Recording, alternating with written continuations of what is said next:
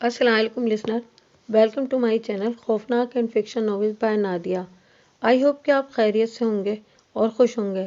कहानी शुरू करने से पहले आपसे गुजारिश है कि आप मेरे चैनल को सब्सक्राइब करें, लाइक करें। आइए अब अपने नॉवेल दास्तान ईमान फरोशों को की किस्त नंबर 5 आपकी नज़र समाअत है। आइए शुरू करते हैं। ऑरविश खैमे से बाहर निकला और दोनों सवार उसे देखकर रुक गए। ऑरविश को सिपाहियों के अंदाज से सलाम किया।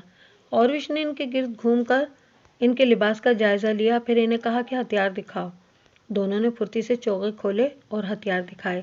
उनके पास छोटी तलवारें और एक एक खंजर था। ऑरविश इन्हें अंदर ले गया। दरबान एक तरफ खड़ा था। ज़कुई गहरी सोच में खो गई। वो कमरे से निकली और नाजी के कमरे का रुख किया, मगर दरबान ने उसे दरवाजे पर रोक लिया और कहा कि उसे हुक्म मिला है कि किसी को अंदर न जाने दूं। ज़कुई को वहाँ ऐसी हैसियत हासिल हो गई थी कि वो कमानदारों पर भी हुक्म चलाने लगी थी। दरबान के रोकने से वो समझ गई कि कोई ख़ास बात है। उसे याद आया कि 2 रातें कबल नाजी ने उसकी मौजूदगी में ऑरविश से कहा था, मैं ईसाई बादशाहों को मदद के लिए बुला रहा हूँ, तुम 2 पयामबर तैयार करो, इन्हें बहुत दूर जाना है। और फिर उसने ज़कुई को अपने कमरे में चले जाने को कहा था और उसने बगावत की बातें भी की थीं। ये सब कुछ सोचकर वो अपने कमरे में वापस चली गई। इसके और नाजी के ख़ास कमरे के दरमियान एक दरवाज़ा था जो दूसरी तरफ से बंद था। उसने उस दरवाजे के साथ कान लगा दिए। उधर की आवाज़ें धीमी थीं, इसे कोई बात समझ न आई। कुछ देर बाद उसे नाजी की बड़ी साफ आवाज़ सुनाई दी। उसने कहा, आबादियों से दूर रहना। अगर कोई शक में पकड़ने की कोशिश करे तो सबसे पहले ये पैगाम गायब करना, जान पर खेल जाना। जो भी रास्ते में हाइल हो उसे ख़त्म कर देना। तुम्हारा सफ़र 4 दिनों का है, 3 दिनों में पहुंचने की कोशिश करना। सिमत याद कर लो, शुमाल मशरिक। दोनों आदमी बाहर निकले। ज़कुई भी बाहर आ गई। उसने देखा कि वो दोनों घोड़ों पर सवार हो रहे थे और नाजी और ऑरविश भी बाहर खड़े थे। सवारों को अलविदा कहने निकले थे शायद। सवार बहुत तेज़ी से रवाना हो गए। नाजी ने ज़कुई को देखा तो उसे बुलाकर कहा, मैं बाहर जा रहा हूँ, काम बहुत है, तुम आराम करो। अगर अकेले में दिल न लगे तो हरम में घूम फिर आना। हाँ, ज़कुई ने कहा। जब से आई हूँ बाहर नहीं निकली। नाजी और ऑरविश चले गए तो ज़कुई ने चोगा पहना, कमरबंद में खंजर उड़सा और हरम की तरफ चल पड़ी। वो जगह चंद सौ गज दूर थी। वो नाजी पर यह जाहिर करना चाहती थी कि वो हरम में गई थी। दरबान को भी उसने यही बताया। हरम में दाखिल हुई तो वहाँ की रहने वालियों ने उसे हैरान होकर देखा। वो पहली दफ़ा वहाँ गई थी। सब ने उसका इस्तकबाल बड़े एहतराम और प्यार से किया। उन 2 लड़कियों ने भी उसे खुशामदीद कहा जो उसे कत्ल कराना चाहती थीं। ज़कुई सबसे मिली, हर एक के साथ बातें की और वापस चल पड़ी। वो कुर्रांट मुलाजिमा भी वहीं थी जिसे उसके कत्ल के लिए कहा गया था। उसने ज़कुई को बड़े गौर से देखा। ज़कुई बाहर निकल गई। हरम वाले मकान और नाजी की रिहाइशगाह का दरमियानी इलाका ऊंचा नीचा था और वीरान भी। ज़कुई हरम से निकली तो नाजी की रिहाइशगाह की तरफ जाने की बजाय बहुत तेज़ तेज़ कदमों से दूसरी सिमत चल पड़ी। उधर एक पगडंडी भी थी, लेकिन ज़कुई इससे ज़रा दूर हटकर जा रही थी। इससे 15-20 कदम पीछे एक स्याह साया चला जा रहा था। वही कोई इंसान ही हो सकता था, मगर सर से पांव तक एक लिबादे में लिपटा होने की वजह से स्याह भूत लगता था। ज़कुई की रफ्तार तेज़ हुई तो इस भूत ने भी अपनी रफ्तार तेज़ कर ली। आगे घनी झाड़ियाँ थीं। ज़कुई उनमें रुपोश हो गई। स्याह भूत भी झाड़ियों में गायब हो गया। वहाँ से कोई 250-300 गज आगे सलाहुद्दीन अय्यूबी की रिहाइशगाह थी, जिसके इर्द गिर्द फौज के आला रुतबों के अफराद रहते थे। ज़कुई का रुख उधर ही था। वो घनी झाड़ियों से निकली ही थी कि बाएं तरफ से स्याह भूत उठा। चांदनी बड़ी साफ थी, फिर भी उसका चेहरा नजर नहीं आता था। उसके पाँव की आहट भी नहीं थी। भूत का हाथ ऊपर उठा, चांदनी में खंजर चमका और बिजली की तेज़ी से खंजर ज़कुई के बाएं कंधे और गर्दन के दरमियान उतर गया। ज़कुई की चीख भी नहीं निकली। खंजर उसके कंधे से निकल गया। ज़कुई ने इतना गहरा जख्म खाकर भी निहायत तेज़ी से अपने कमरबंद से खंजर निकाला। भूत ने उस पर दूसरा वार किया तो ज़कुई ने उसके खंजर वाले बाजू को अपने बाजू से रोककर अपना खंजर भूत के सीने में घोंप दिया। उसे चीख सुनाई दी जो किसी औरत की थी। ज़कुई ने अपना खंजर खींचकर दूसरा वार किया जो भूत के पेट में उतर गया। उसके साथ ही उसके अपने पहलू में खंजर लगा, लेकिन ज़्यादा गहरा नहीं उतरा। भूत चकराकर गिरा। ज़कुई ने यह नहीं देखा कि उस पर हमला करने वाला कौन था। वो दौड़ पड़ी। उसके जिस्म से खून बहुत तेज़ी से बह रहा था। صلاح الدین ایوبی کا مکان اسے چاندنی میں نظر آنے لگا۔ آدھا فاصلہ طے کر کے اسے چکر آنے لگے، اس کی رفتار سست ہونے لگی۔ اس نے چلانا شروع کر دیا، علی ایوبی، علی ایوبی۔ اس کے کپڑے لال سرخ ہو گئے تھے اور وہ بڑی مشکل سے قدم گھسیٹ رہی تھی۔ اس کی منزل تھوڑی ہی دور رہ گئی تھی جہاں تک پہنچنا اس کے لیے ممکن نظر نہیں آتا تھا۔ وہ مسلسل صلاح الدین ایوبی اور علی بن سفیان کو پکارے جا رہی تھی۔ قریب کہیں ایک گشتی سنتری پھر رہا تھا، اسے اس کی آوازیں سنائی دیں تو وہ دوڑ کر پہنچا۔ زکوی اس پر گر پڑی اور کہا، مجھے امیر مصر تک پہنچا دو، بہت جلدی، بہت جلدی۔ سنتری نے اس کا خون دیکھا تو اسے پیٹھ پر لاد کر دوڑ پڑا۔ صلاح الدین ایوبی اپنے کمرے میں بیٹھا علی بن سفیان سے رپورٹ لے رہا تھا۔ اس کے 2 نائب بھی موجود تھے۔ یہ رپورٹیں کچھ اچھی نہیں تھیں۔ علی بن سفیان نے بغاوت کے خدشے کا اظہار کیا تھا جس پر غور ہو رہا تھا۔ دربان گھبراہٹ کے عالم میں اندر آیا اور بتایا کہ ایک سپاہی ایک زخمی لڑکی کو اٹھائے باہر کھڑا ہے، کہتا ہے یہ لڑکی امیر مصر سے ملنا چاہتی ہے۔ یہ سنتے ہی علی بن سفیان کمان سے نکلے ہوئے تیر کی طرح کمرے سے نکل گیا۔ اس کے پیچھے صلاح الدین ایوبی دوڑا۔ اتنے میں لڑکی کو اندر لے آیا گیا۔ صلاح الدین ایوبی نے کہا کہ طبیب اور جراح کو فوراً بلاؤ۔ لڑکی کو صلاح الدین ایوبی نے اپنے پلنگ پر لٹا دیا۔ ذرا سی دیر میں پلنگ پوش خون سے لال ہونے لگا۔ کسی کو نہ بلاؤ، لڑکی نے نحیف آواز میں کہا، میں اپنا فرض ادا کر چکی ہوں۔ تمہیں زخمی کس نے کیا ہے زکوی؟ علی بن سفیان نے پوچھا۔ پہلے ضروری باتیں سن لو، زکوی نے کہا۔ شمال مشرق کی طرف سوار دوڑا دو۔ 2 سوار جاتے نظر آئیں گے۔ دونوں کے چوغے بادامی رنگ کے ہیں، ایک کا گھوڑا بادامی اور دوسرے کا سیاہ ہے۔ وہ تاجر لگتے ہیں۔ ان کے پاس سالار ناجی کا تحریری پیغام ہے جو عیسائی بادشاہ فرینک کو بھیجا گیا ہے۔ ناجی کی یہ سوڈانی فوج بغاوت کرے گی۔ مجھے اور کچھ بھی معلوم نہیں۔ تمہاری سلطنت سخت خطرے میں ہے۔ ان 2 سواروں کو راستے میں پکڑ لو، تفصیل ان کے پاس ہے۔ بولتے بولتے زکوی کو غش آنے لگے۔ 2 طبیب آ گئے۔ انہوں نے زکوی کا خون بند کرنے کی کوششیں شروع کر دیں۔ اس کے منہ میں دوائیاں ڈالیں جن کے اثر سے وہ بولنے کے قابل ہو گئی۔ وہ ضروری پیغام دے چکی تھی۔ اس کے بعد اس نے دوسری ساری باتیں سنائیں، مثلاً ناجی نے اوروش کے ساتھ کیا باتیں کی تھیں، اسے کس طرح اپنے کمرے میں بھیج دیا گیا تھا، ناجی کا غصہ اور بھاگ دوڑ، 2 سواروں کا آنا، وغیرہ وغیرہ۔ پھر اس نے بتایا کہ اسے کچھ علم نہیں کہ اس پہ حملہ کرنے والا کون تھا۔ وہ موقع موزوں دیکھ کر ادھر ہی رپورٹ دینے کے لیے آ رہی تھی کہ پیچھے سے کسی نے اسے خنجر گھونپ دیا۔ اس نے اپنا خنجر نکال کر حملہ آور پر حملہ کیا۔ حملہ آور کی چیخ بتاتی تھی کہ وہ کوئی عورت ہے۔ اس نے حملے کی جگہ بتائی۔ اسی وقت اس جگہ 2 آدمی دوڑا دیے گئے۔ زکوی نے کہا تھا کہ وہ زندہ نہیں ہو سکتی۔ اس کے خنجر اس کے سینے اور پیٹ میں لگے تھے۔ خون رک نہیں رہا تھا، زیادہ تر خون تو پہلے ہی بہہ گیا تھا۔ زکوی نے صلاح الدین ایوبی کا ہاتھ پکڑا اور چوم کر کہا، اللہ آپ کو اور آپ کی سلطنت کو سلامت رکھے، آپ شکست نہیں کھا سکتے۔ مجھ سے زیادہ کوئی نہیں بتا سکتا کہ صلاح الدین ایوبی کا ایمان کتنا پختہ ہے۔ پھر اس نے علی بن سفیان سے کہا، میں نے کوتاہی تو نہیں کی؟ آپ نے جو فرض مجھے سونپا تھا وہ میں نے پورا کر دیا ہے۔ تم نے اس سے زیادہ پورا کیا ہے، علی بن سفیان نے اس سے کہا۔ میرے تو وہم و گمان میں بھی نہ تھا کہ ناجی اس حد تک خطرناک کارروائی کرے گا اور تمہیں جان کی قربانی دینی پڑے گی۔ میں نے تو تمہیں صرف مخبری کے لیے وہاں بھیجا تھا۔ کاش میں مسلمان ہوتی، زکوی نے کہا اور اس کے آنسو نکل آئے۔ اس نے کہا، میرے اس کام کا جو بھی معاوضہ دینا ہے وہ میرے بوڑھے باپ اور سدا بیمار ماں کو دے دینا۔ ان کی معذوریوں نے مجھے 12 سال کی عمر میں رقاصہ بنا دیا تھا۔ زکوی کا سر ایک طرف ڈھلک گیا، آنکھیں ادھ کھلی رہیں اور ہونٹ اس طرح نیم با جیسے مسکرا رہی ہو۔ طبیب نے نبض پر ہاتھ رکھا اور سلطان صلاح الدین ایوبی کی طرف دیکھ کر سر ہلا دیا۔ زکوی کی روح اس کے زخمی جسم سے آزاد ہو چکی تھی۔ صلاح الدین ایوبی نے کہا، یہ کسی بھی مذہب کی تھی، اسے پورے اعزاز کے ساتھ دفن کرو۔ اس نے اسلام کے لیے جان قربان کی ہے، یہ ہمیں دھوکہ بھی دے سکتی تھی۔ دربان نے بتایا کہ باہر ایک عورت کی لاش آئی ہے۔ جا کر دیکھا، وہ ایک ادھیڑ عمر کی عورت کی لاش تھی۔ جائے وقوع سے 2 خنجر ملے تھے۔ اس عورت کو کوئی نہیں پہچانتا تھا۔ یہ ناجی کے حرم کی ملازمہ تھی جس نے انعام کے لالچ میں زکوی پر قاتلانہ حملہ کیا تھا۔ رات کو ہی زکوی کو فوجی اعزاز کے ساتھ دفن کر دیا گیا اور ملازمہ کی لاش گڑھا کھود کر دفنا دی گئی۔ دونوں کو خفیہ طریقے سے دفنایا گیا۔ انہیں جب دفنایا جا رہا تھا تو صلاح الدین ایوبی نے نہایت اعلیٰ نسل کے 8 جوان گھوڑے منگوائے اور 8 سوار منتخب کر کے انہیں علی بن سفیان کی کمان میں ناجی کے ان 2 آدمیوں کے پیچھے دوڑا دیا جو ناجی کا پیغام لے کے جا رہے تھے۔ زکوی کون تھی؟ وہ مراکش کی ایک رقاصہ تھی۔ کسی کو بھی معلوم نہیں کہ اس کا مذہب کیا تھا۔ وہ مسلمان نہیں تھی، عیسائی بھی نہیں تھی۔ جیسا کہ کہا جا چکا ہے کہ علی بن سفیان صلاح الدین ایوبی کی انٹیلیجنس، جاسوسی اور سراغ رسانی کا سربراہ تھا۔ اسے دوسروں کے راز معلوم کرنے کے لیے کئی ڈھنگ اختیار کرنے پڑتے تھے۔ صلاح الدین ایوبی اسے اپنے ساتھ مصر لایا تھا۔ یہاں کر معلوم ہوا کہ سوڈانی فوج کا سالار ناجی سازشی اور شیطان ہے۔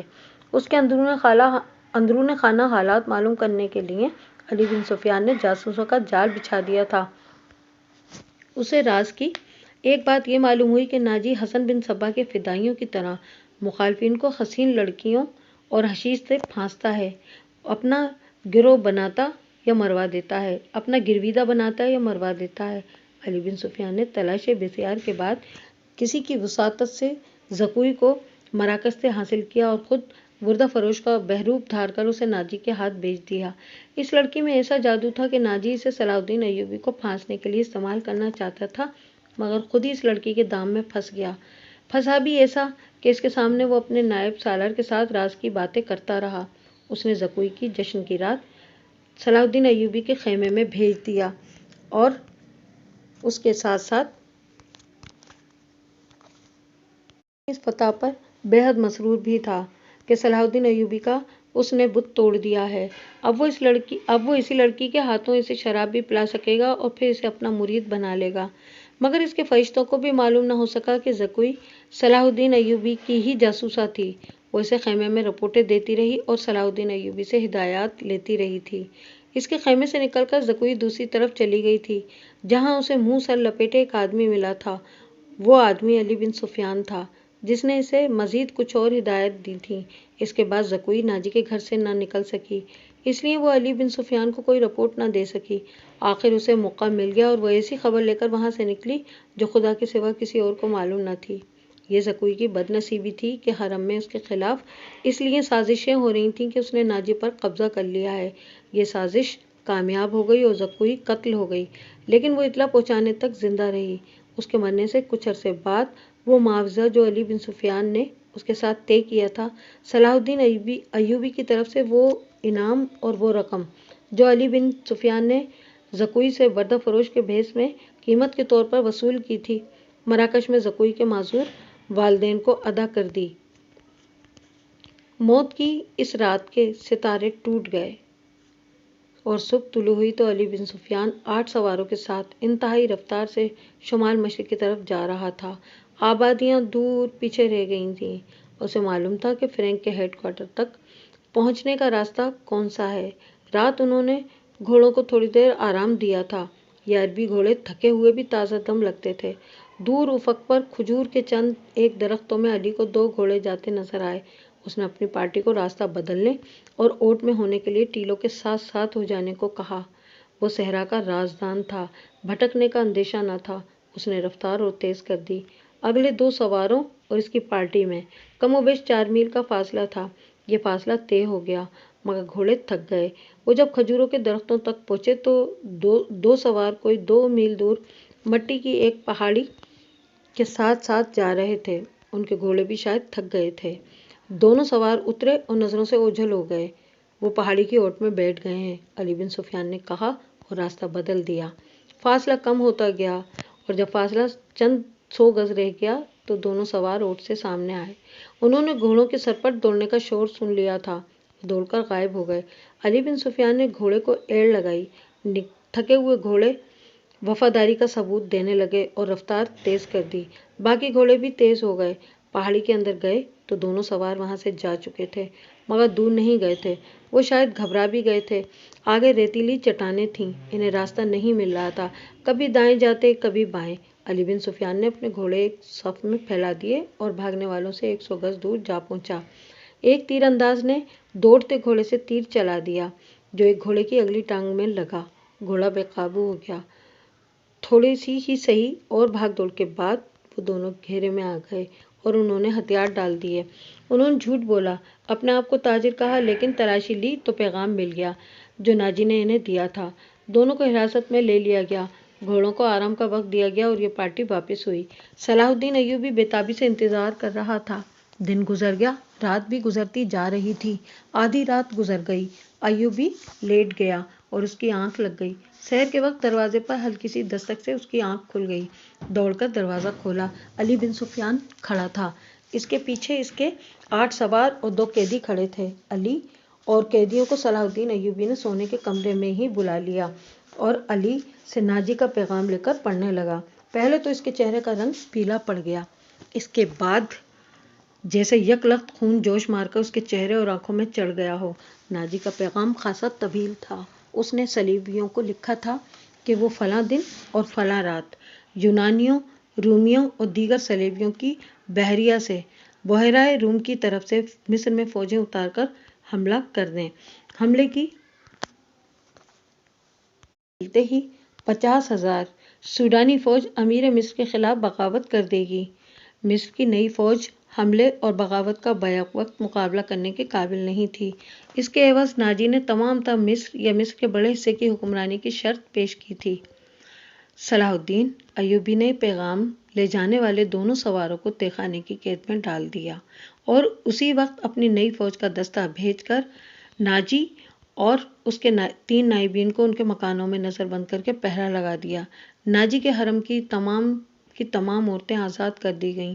اس کے ذاتی خزانے کو سرکاری خزانے میں ڈال دیا گیا اور ساری کارروائی خفیہ رکھی گئی۔ صلاح الدین ایوبی نے علی بن سفیان کی مدد سے ناجی کے اس خط میں جو پکڑا گیا تھا، حملے کی تاریخ کو سن کر اگلی تاریخ لکھ دی۔ 2 ذہین آدمیوں کو یہ پیغام دے کر شاہ فرانک کی طرف روانہ کر دیا گیا۔ ان آدمیوں کو یہ ظاہر کرنا تھا کہ وہ ناجی کے پیغمبر ہیں۔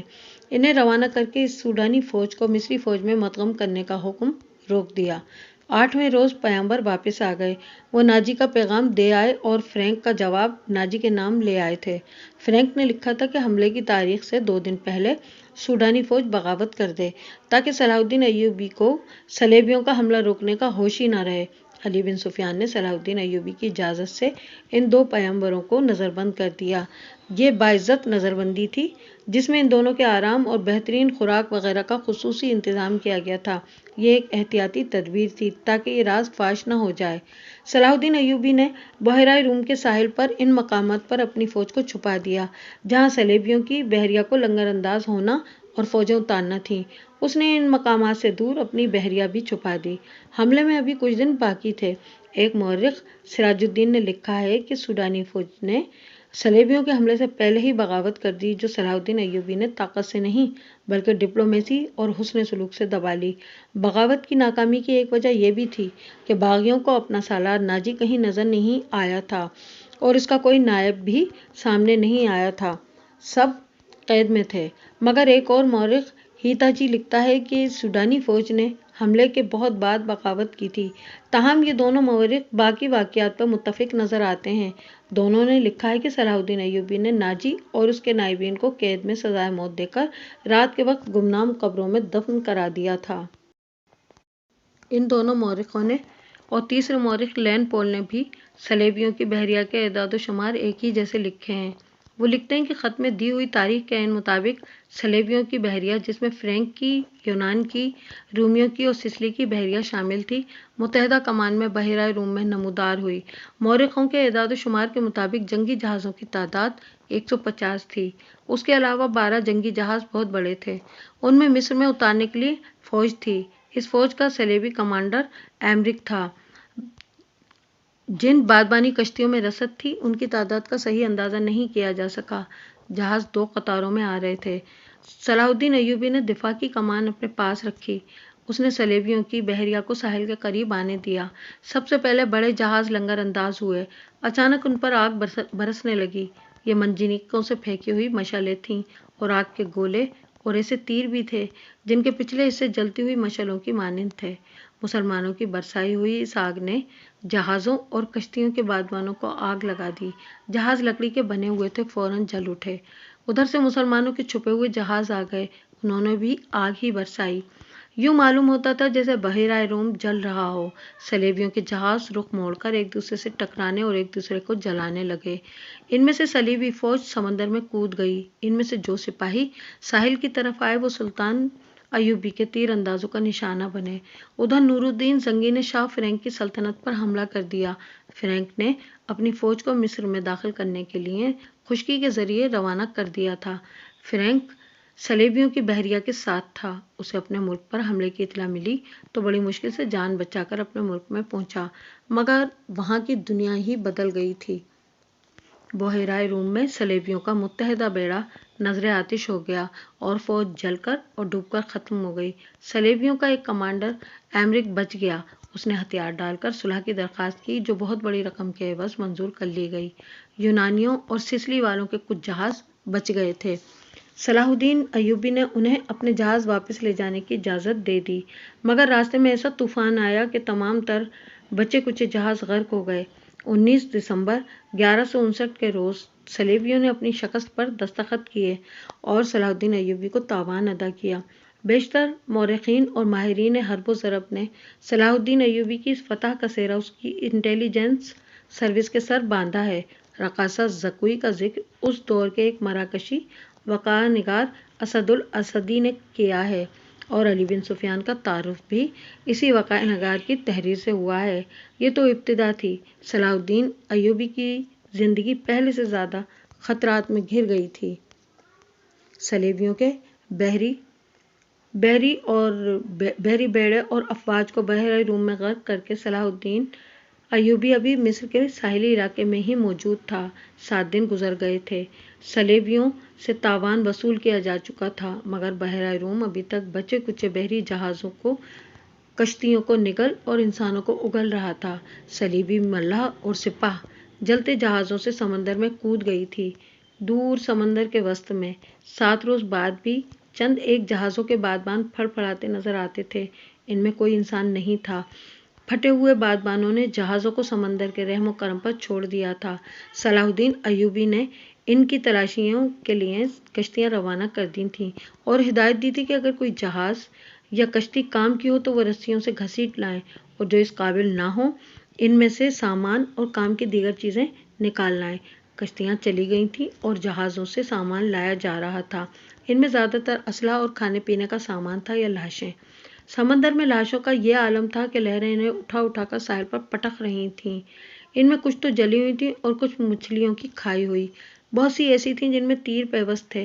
صلاح الدین ایوبی نے صلیبیوں کے تیروں، نیزوں، تلواروں اور دیگر اسلحے کا معائنہ بڑی غور سے کیا تھا اور انہیں اپنے اسلحے کے ساتھ رکھ کر مضبوطی اور مار کا مقابلہ کیا تھا۔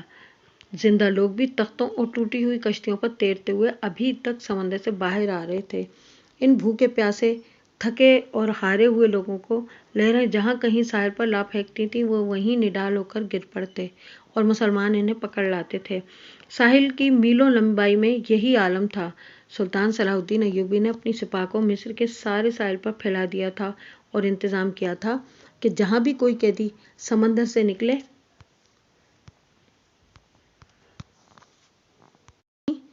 خشک کپڑے اور خوراک دے دی جائے اور جو زخمی ہوں ان کی مرہم پٹی بھی وہیں ہو جائے۔ اس اہتمام کے بعد قیدیوں کو ایک جگہ جمع کیا جا رہا تھا۔ صلاح الدین ایوبی گھوڑے پر سوار ساحلی علاقوں میں گھوم پھر رہا تھا۔ وہ اپنے خیمے سے کوئی 2 میل دور نکل گیا۔ آگے چٹانی علاقہ آ گیا۔ چٹانوں کی ایک سمت سمندر اور دوسری عقب میں صحرا تھا۔ یہ سرسبز صحرا تھا جہاں کھجور کے علاوہ دوسری اقسام کے صحرائی درخت اور جھاڑیاں تھیں۔ سلطان ایوبی گھوڑے سے اترا اور پیدل چٹانوں کے دامن میں چل پڑا۔ محافظ دستے کے 4 سوار اس کے ساتھ تھے۔ اس نے اپنا گھوڑا محافظوں کے حوالے کیا اور انہیں وہیں ٹھہرنے کو کہا۔ اس کے ساتھ 3 سالار تھے۔ ان میں اس کا رفیق خاص بہاؤالدین شداد بھی تھا۔ وہ اس معرکے سے ایک ہی روز پہلے عرب سے اس کے پاس آیا تھا۔ انہوں نے بھی گھوڑے محافظوں کے حوالے کیے اور سلطان کے ساتھ ساتھ چلنے لگے۔ موسم سرد تھا۔ سمندر میں تلاطم نہیں تھا۔ لہریں آتی تھیں اور چٹانوں سے دور ہی سے واپس چلی جاتی تھیں۔ ایوبی ٹہلتے ٹہلتے دور نکل گیا اور محافظ دستے کی نظروں سے اوجھل ہو گیا۔ اس کے آگے پیچھے اور بائیں طرف اور اونچی نیچی چٹانیں اور دائیں طرف ساحل کی ریت تھی۔ وہ ایک چٹان پر کھڑا ہو گیا جس کی بلندی 200-250 گز تھی۔ اس نے بحیرہ روم کی طرف دیکھا۔ یوں معلوم ہوتا تھا جیسے سمندر کی نیلاہٹ سلطان ایوبی کی آنکھوں میں اتر آئی ہو۔ اس کے چہرے پر فتح و نصرت کی مسرت تھی اور اس کی گردن کچھ زیادہ ہی تن گئی تھی۔ اس نے ناک سکیڑ کر کپڑا ناک پر رکھ لیا اور بولا، کس قدر تعفن ہے۔ اس کے سالاروں کی نظریں ساحل پر گھومنے لگیں۔ फड़फड़ाने की आवाज़ें सुनाई दीं और फिर हल्की हल्की चीखें और सीटियाँ सी सुनाई दीं। ऊपर से 3-4 गिद्ध भी पर फैलाए उतरते दिखाई दिए और चट्टान की ओट में जिधर साहिल था उतर गए। अय्यूबी ने कहा, लाशें हैं। उधर गया तो 15-20 गज दूर गिद्ध 3 लाशों को खा रहे थे। एक गिद्ध एक खोपड़ी पंजों में दबोच कर उड़ा और जब फिजा में चक्कर काटा तो खोपड़ी उसके पंजों से छूट गई और सलाहुद्दीन अय्यूबी के सामने आन गिरी। खोपड़ी की आंखें खुली हुई जैसे सलाहुद्दीन अय्यूबी को देख रही थीं। चेहरे और बालों से साफ पता चलता था कि किसी सलेबी की खोपड़ी है। अय्यूबी कुछ देर खोपड़ी को देखता रहा, फिर इसने अपने सालारों की तरफ देखा और कहा, इन लोगों की खोपड़ियाँ मुसलमानों की खोपड़ियों से बेहतर हैं। ये इन खोपड़ियों का कमाल है कि हमारी खिलाफत औरत और शराब की नज़र होती जा रही है। सलेबी चूहों की तरह सल्तनत इस्लामिया को हड़प करते चले जा रहे हैं, एक सालार ने कहा, और हमारे बादशाह इन्हें जजिया दे रहे हैं। शद्दाद ने कहा, फ़लस्तीन पर सलेबी काबिज हैं सुल्तान, क्या हम उम्मीद रख सकते हैं कि हम फ़लस्तीन से इन्हें निकाल सकेंगे? खुदा की ज़ात से मायूस ना हो शद्दाद, सलाहुद्दीन अय्यूबी ने कहा, हम अपने भाइयों की ज़ात से मायूस हो चुके हैं। एक और सालार बोला, तुम ठीक कहते हो, सुल्तान अय्यूबी ने कहा, हमला जो बाहर से होता है उसे हम रोक सकते हैं। क्या तुम में से कोई सोच भी सकता है कि कुफ्फार के इतने बड़े बहरी बेड़े को तुम इतनी थोड़ी सी ताकत से नजरे आतिश करके डबो सकोगे? तुमने शायद अंदाजा नहीं किया कि इस बेड़े में जो लश्कर आ रहा था वो सारे मिस्र पर मक्खियों की तरह छा जाता। अल्लाह ने हमें हिम्मत दी और हमने खुले मैदान में नहीं बल्कि सिर्फ घात लगाकर इस लश्कर को समंदर की तह में गुम कर दिया। मगर मेरे दोस्तों, हमला जो अंदर से होता है इसे तुम इतनी आसानी से नहीं रोक सकते। जब तुम्हारा अपना भाई तुम पर वार करेगा तो तुम पहले ये सोचोगे कि क्या तुम पर वाकई भाई ने वार किया है या तुम्हारे बाजू हैं। इसके खिलाफ तलवार उठाने की ताकत नहीं होगी। अगर तलवार उठाओगे और अपने भाई से तेग आजमाई करोगे तो दुश्मन मौका गनीमत जानकर दोनों को खत्म कर देगा। वो आहिस्ता आहिस्ता साहिल पर चट्टान के साथ साथ जा रहा था। चलते चलते रुक गया, झुककर रेत से कुछ उठाया और हथेली पर रखकर सबको दिखा दिया। यह हथेली जितनी बड़ी सलीब थी जो स्याह लकड़ी की बनी हुई थी। इसके साथ एक मजबूत धागा था। उसने इन लाशों के बिखरे हुए अज़ा को देखा जिन्हें गिद्ध खा रहे थे।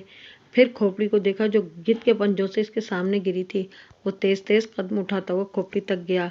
3 गिद्ध खोपड़ी की मिल्कियत पर लड़ रहे थे। सुल्तान सलाहुद्दीन अय्यूबी को देखकर परे चले गए।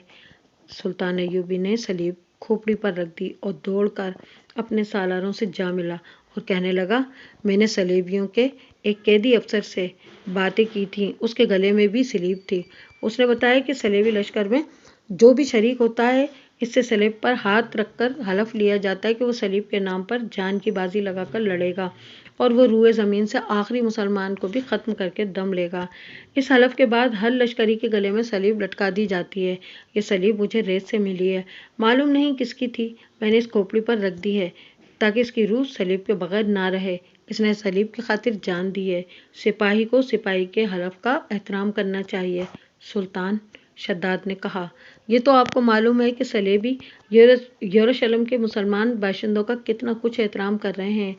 वहाँ से मुसलमान बीवी बच्चों को साथ लेकर भाग रहे हैं। हमारी बेटियों की आबरू लूटी जा रही है। हमारे कैदियों को उन्होंने अभी तक नहीं छोड़ा। मुसलमान जानवरों की सी जिंदगी बसर कर रहे हैं। क्या हम इन ईसाइयों से इंतकाम नहीं लेंगे? इंतकाम नहीं, सलाहुद्दीन अय्यूबी ने कहा, हम फ़लस्तीन लेंगे, मगर फ़लस्तीन के रास्ते में हमारे अपने हुक्मरान हाइल हैं। वो चलते चलते रुक गया और बोला, कुफ़ार ने सलीब पर हाथ रखकर सल्तनत इस्लामिया के खात्मे का हल्फ उठाया है। मैंने अपने अल्लाह के हुजूर खड़े होकर और हाथ अपने सीने पर रखकर कसम खाई है कि फ़लस्तीन ज़रूर लूँगा और सल्तनत इस्लामिया की सरहदें उफ़क़ तक ले जाऊँगा। मगर मेरे रफ़ीक़ों, मुझे अपनी तारीख़ का मुस्तक़बिल कुछ रोशन नज़र नहीं आता। एक वक्त था कि ईसाई बादशाह थे और हम जंगजू। अब हमारे बुजुर्ग बादशाह बनते जा रहे हैं और ईसाई जंगजू। दोनों कौमों का रुझान देखकर मैं कह रहा हूँ कि एक वक्त आएगा जब मुसलमान बादशाह बन जाएंगे मगर ईसाई इन पर हुकूमत करेंगे। मुसलमान इसी में बदमस्त रहेंगे कि हम बादशाह हैं। आगाज़ हो रहा है और देखेंगे कि वो आज़ाद भी नहीं होंगे। मैं फ़लस्तीन ले लूँगा, मगर मुसलमानों का रुझान बता रहा है कि वो फ़लस्तीन गंवा बैठेंगे। ईसाइयों की खोपड़ी बड़ी तेज़ है। 50,000 सूडानी लश्कर को कौन पाल रहा था? हमारी खिलाफत अपनी आस्तीन में नाजी नाम का सांप पालती रही है। میں پہلا امیر مصر ہوں جس نے دیکھا ہے کہ یہ لشکر ہمارے لیے نہ صرف بیکار ہے بلکہ خطرناک بھی ہے۔ اگر ناجی کا خط پکڑا نہ جاتا تو آج ہم سب اس لشکر کے ہاتھوں مارے جا چکے ہوتے یا اس کے قیدی ہوتے۔